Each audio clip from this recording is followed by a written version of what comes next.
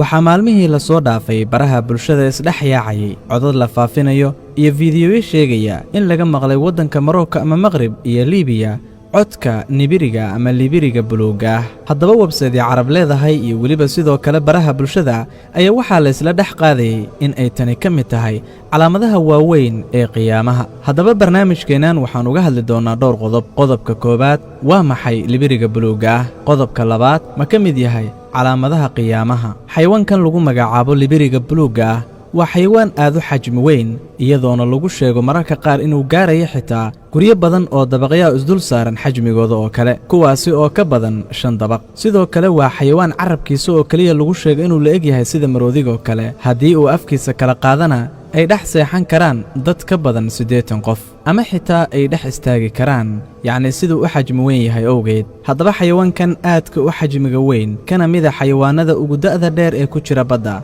culimada qaar oo arrimaha xayawaanada ku takhasus ayaa sheegay inuu mararka qaar noolaan karo wax ku dhow 100 sano amaba mararka qaar ka badan. nibiriyada ama libiriyada ayaa inta badanba waxa ay xiiseeyaan ama ay door bidayaan ama ay jecel yihiin keli noolaanshaha, iyadoona nibiriguba uu nibiriga kale ka fog yahay masaafo aad u dheer. codadka nibirigan uu soo saaro ayaa waxay yihiin kuwo aad u qaylo badan, iyadoona lagu shaabaho oo la sheego inuu u codeg yahay ama codkiisu u weyn yahay sida codka uu soo saaro oo kale matoorka diyaaradda. xayawaankan qarniyadii la soo dhaafay badan ayaa laga heli karay, laakiin waxa uu u banbaxay ugaarsi aad u fara badan, iyadoo middaasi ay keentay inuu halis u galo in uu dabargo'o.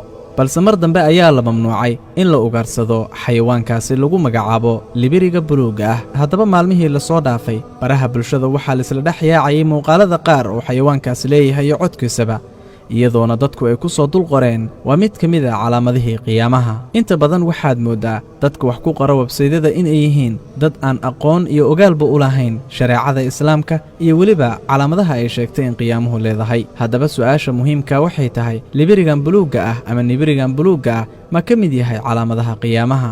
marka hore aan isla eegno calaamadaha qiyaamaha kuwa yaryar. calaamadaha qiyaamaha iyo qaabkay u qaybsamaan. qaybta koowaad waa calaamadaha qiyaamaha ee yaryar. waxaa ka mid ah kala dilaacii dayaxa, waxaa ka mid ah soo saaridii nebiga sallallahu calayhi wasallam loo soo saaray dadka oo idil. waxaa ka mid ah calaamadaha qiyaamaha yaryar dhimashadii nebiga sallallahu calayhi wasallam. waxaa ka midahoo kale sheegashadii nebinimada dhimashadii nebiga kadib. xorayntii baytulmaqdes baa ka mida. waxaa ka mid ah fitanta oo ku faafa adduunka.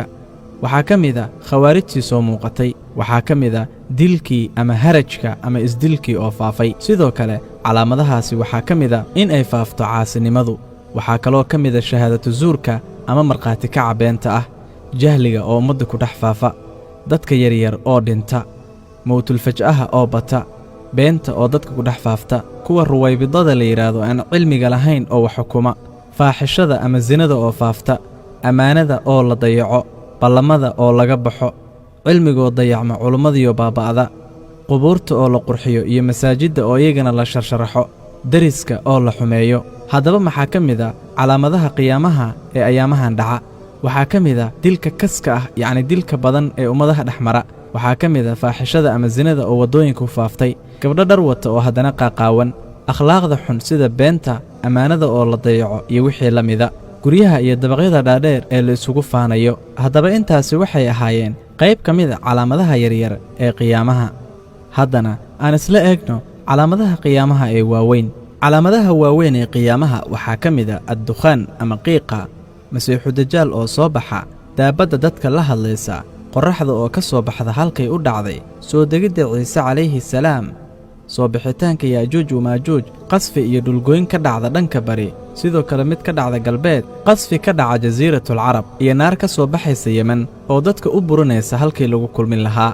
kuwaasina waxay ka mid yihiin calaamadaha waaweyn ee qiyaamaha. haddaba nibiriga buluugga ah ma ka mid yahay oo ma lagu sheegay inuu ku jiro calaamadaha qiyaamaha? jawaabtu waxay tahay laguma dhex sheegin calaamadaha yaryar walaa xitaa kuwa waaweyn, mana garanayo anigu meel lagu sheegay in nibiriga buluugga uu ka mid yahay calaamadaha qiyaamaha. waa mid ka mid a xayawaanada badda ku jira, waana mid ka mid a xayawaanada ugu xajmiga weyn, sidaan soo sheegnaba ee afkiisa dhex istaagi karaan wax ka badan 100 qof. bal malayso xayawaankaasi inta uu xajmigiisu la eg yahay. maxaadse isdhihi kartaa sidee buu codkiisu noqon karaa? waa cod aad u dherer badan, dadkuna waxay arkaan waa iska fasirtaan iyagoo aan waxba ka weydiinaynin dadka cilmiga u saaxiibka ah. dad badan ayaa waxay baraha bulshada ku soo qorayeen nibirigu wuxuu ka mid yahay calaamadaha qiyaamaha, bal halkee bay ka keeneen oo ay ka soo daliilsadeen? waa mid iyaga la weydiinayo, jawaabteedana laga rabo. ugu dambayn waxaan baraarujinaynaa dhallinyarada muslimiinta oo aan ku arkay meelaha qaar inay ku soo qoreen in calaamadihii qiyaamaha uu ka mid yahay codkan weyn ee ka soo baxaya xayawaankan lagu magacaabo libiriga buluugga ah. haddaba qof walibaa naftiisa isagaa ka mas-uulah. yuusan faafin wax aanu cilmi u lahayn, wax aanu aqoon hore u lahayn in ay jiraan iyo in kale. ha noqon kamannaasi laa ba's, sida dadkoo kale dhib ma lahan. haddii kale hadhowdii waxaad odhan doontaa sidaas dadkaa yidhi aniguna waan idhi. laakiin ogow dadku mas-uulkaama aha. naftaada adiga ayaa mas-uul ka ah. naftaada adiga ayaa iska leh. adiga ayaa su'aalo lagu weyddiin doonaa. adiga ayaa taxamuli doona ama qaadi doona mas-uuliyadda wax weliba ood afkaaga ka sheegtay. wax welibaoo carrabkaaga soo dhaafa adiga ayaa lagu weyddiin doonaa. haddaba walaal, adiga ayaa naftaada mas-uul ka ah. waxa aad faafinayso aad bulshada u soo gudbinaysana ha noqdaan wax aad hubto. haddii kale intii kaa qaadata dembigii ay ka kororsadaan ayaad wax ku leedahay. intaas baan ku soo gebagabaynaynaa. wassalaamu calaykum waraxmatullaahi wabarakaatuh.